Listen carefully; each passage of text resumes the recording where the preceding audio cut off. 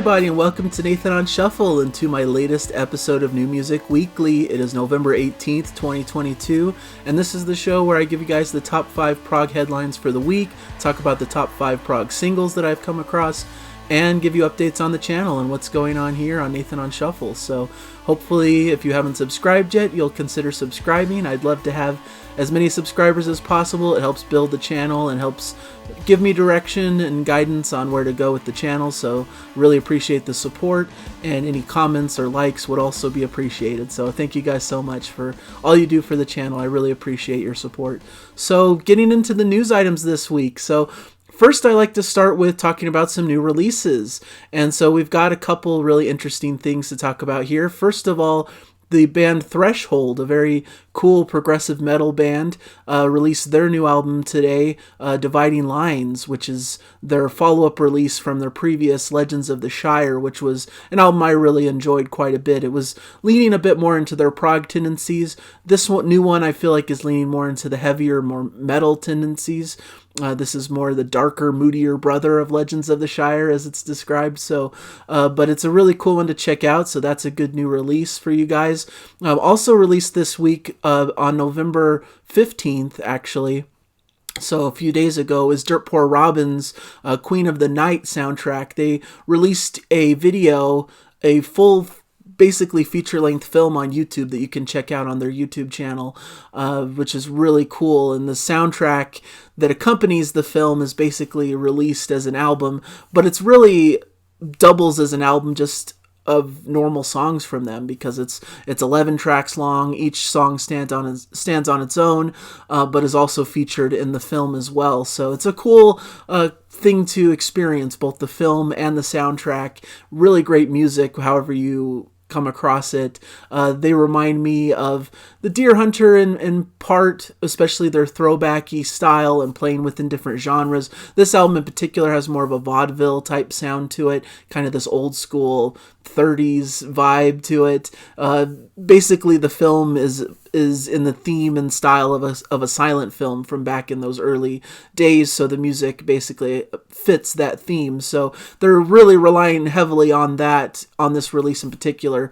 They had that flavor in their sound before, but it was balanced with other things as well. But I think this one they really leaned into that vaudeville type sound to fit the theme of the movie itself that it's accompanying. So check that out. An artist that's very underrated in my opinion and should be widely loved and accepted in this, even in the prog community, even though maybe they aren't full-blown prog music. I don't think they'd really classify themselves that way, but I think they could appeal to people who like prog and more adventurous, more interesting music that melds different genres and styles. So definitely wanted to give that recommendation, and I'll be giving more of a review on it in an upcoming show, so hopefully you'll appreciate that.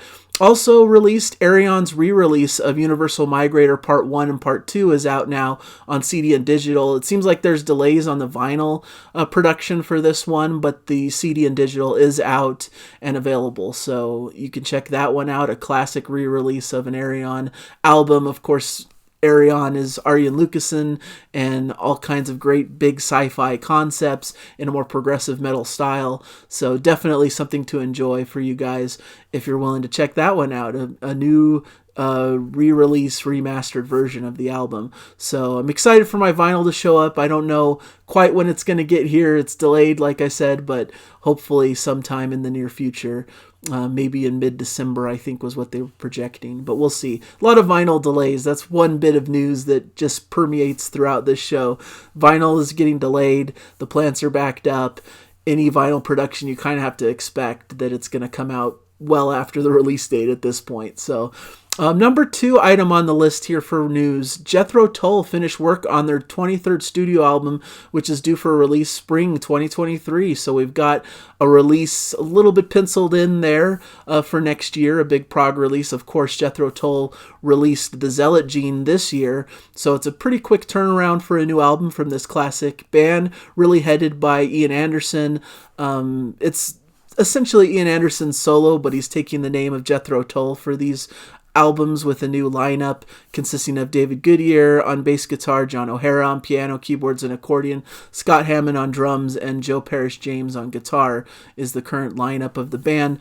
So this should be an interesting album to check out. There's no real details about it. They're just announcing that it's complete and that it will come out next year.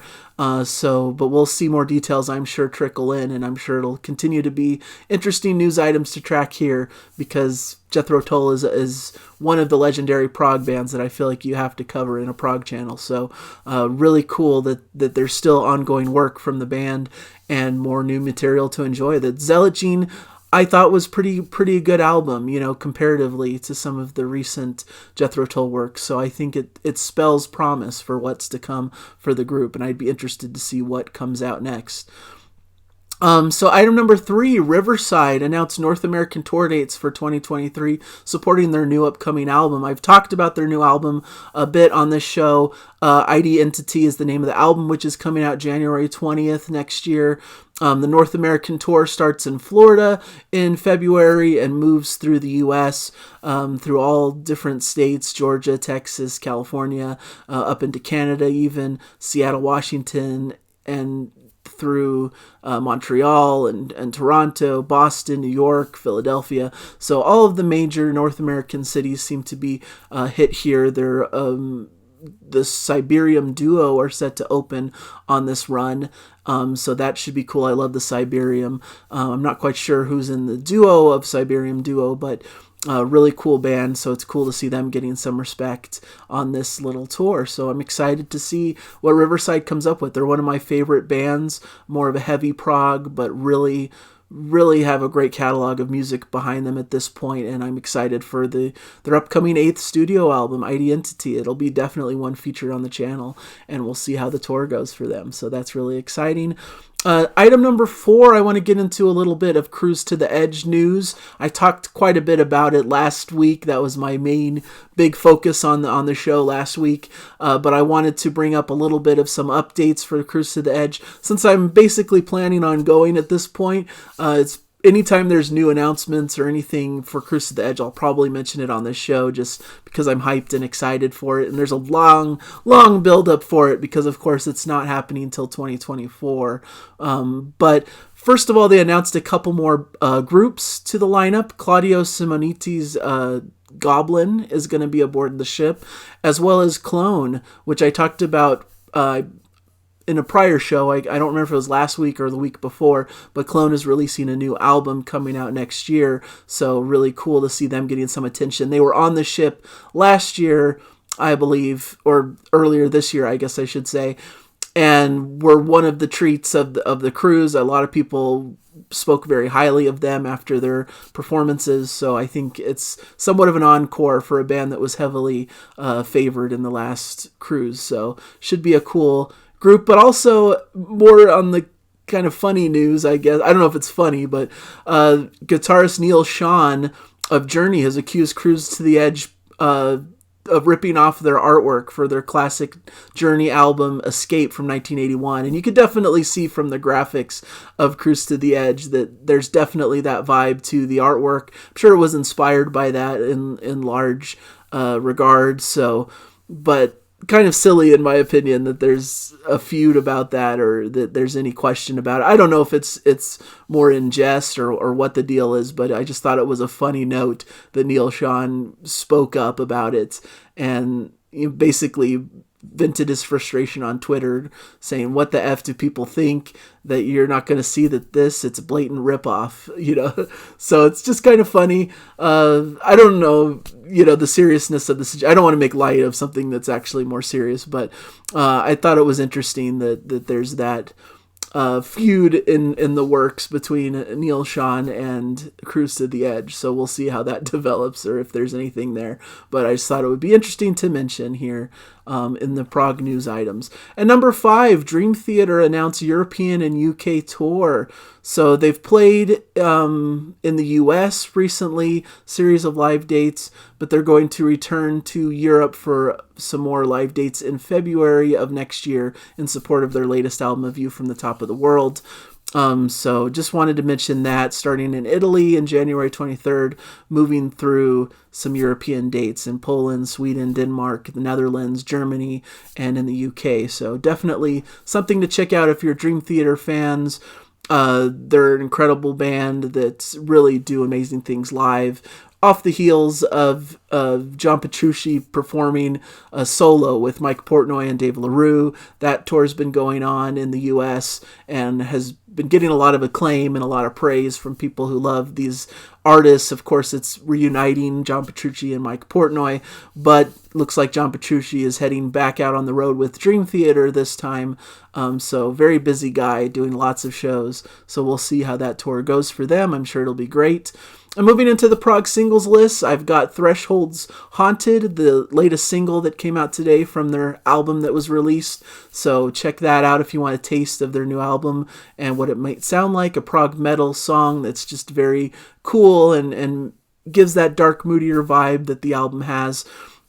I put in a really cool cover of The Good Don't Last from Spock's Beard. This is a cover from Jonas, Lindberg, and The Other Side, who had a really cool album this year, Miles from Nowhere, which I'm starting to get into the year-end list cycle, and I'm re-listening to some of these albums to see where they place in my year-end list. That one may place fairly high. Jonas Lindberg's album I thought was really great, and this is a really cool cover. You can see his influence with Spock's Beard in this one, so it's really a cool cover. Check that one out. Roger Waters released a version of Comfortably Numb from 2022. This is a darker, moodier version of the track without the soloing and things like that. I think it opened up his recent tour, and so that's why he made this version of it, to open up his This Is Not a Drill show. So really check that one out, a new different version of Comfortably Numb, kind of interesting. Brian Eno, Garden of Stars, a new cosmic video for a Brian Eno track that I put in there. Really more ambient and soundscapey in ways, but I thought it was interesting, the sound design. And then Freedom to Glide, The Chronicle of Stolen Souls, is the final track, a UK prog duo which is returning with their fourth album, and this is their title track from it. So really cool neo-prog ballad of sorts that's really pretty and really interesting. So, and you could check out the links to these, the YouTube links in the description, but I also have a Spotify playlist that I've compiled that includes these tracks, as well as the top fives from the last 9 or 10 weeks or so of the channel. So really would encourage you to go check that out if you're into Spotify. I know a lot of people just aren't into streaming services and things, and that's perfectly cool. But if you are, I have some pretty interesting playlists that accompany the channel there that I think you'd really enjoy. So that is the prog singles. For the channel itself, I did a top 5 this week that has been getting some pretty good attention. A prog fantasy band top 5. Some people have really chimed in with some interesting configurations of different prog bands. And I know some people in the comments are like, well, you can't really mess with the classic lineups, and it's almost kind of silly to imagine these different iterations of these bands that would never ever coexist. But it's just a fun thought experiment. It's nothing serious. I just thought it would be a fun showcase and fun to talk about on the channel. So that top 5 is up, and really this week we have more of the good stuff, more Prog Song Sunday, which is going to be really fun with Jana. We're going to talk about a classic Genesis song, so you won't want to miss that. We also are going to release a joint top 5 of the top 5 things we're thankful for about prog, to kind of pair with Thanksgiving that's coming here in the U.S. next week. So that should be a really cool special top 5 that I think you guys will like. And I'm also working hard on a new music shuffle where I'm going to recommend a bunch of new albums that have come out in the last month or so, and I'm really excited about it. So hopefully you guys will check that out as well for some great new album recommendations. And beyond that, it's just full steam ahead to the year-end type stuff. I treat December as a bit of a year-end time period to talk about the best songs of the year, the best albums of the year, and a bunch of top 5s that are themed towards end of the year type of topics. So hopefully you guys will enjoy that stuff. It'll hopefully give you guys some great music to check out that came out this year and to celebrate and cap off the year in an appropriate way. So that is what I have for you guys. Thank you guys so much for joining me. I'm grateful for all the support once again, and just keep enjoying the music. Thank you guys. Bye.